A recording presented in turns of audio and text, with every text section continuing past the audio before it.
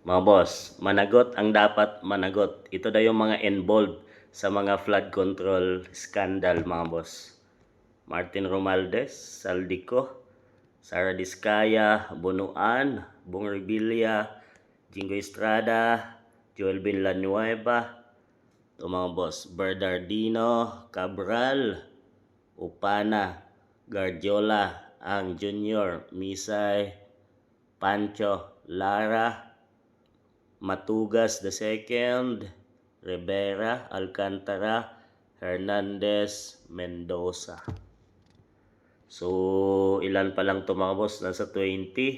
So, 90 yung kanilang mga sinuspending engineer. So, kung kayo ay mga engineer mga boss at mga accountant, so mag-apply na kayo dahil mayroong recruitment sa DPWH mga boss at papalitan nila yung kanilang mga engineer, sinasabing linilinis nila yung kanilang hanay mga boss. Pero ito yung mga name ng mga sinasabing sangkot mga boss, pero wala pang nakukulong dyan, or si Diskaya pa lang ang sumuko mga boss.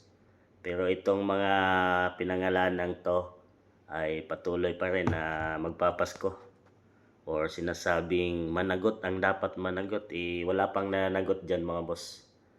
At patuloy pa rin ang investigasyon dito sa flood control. At balitang itong si Cabral mga boss, no, ay nahulog kahapon mga boss, no, sa Baguio City.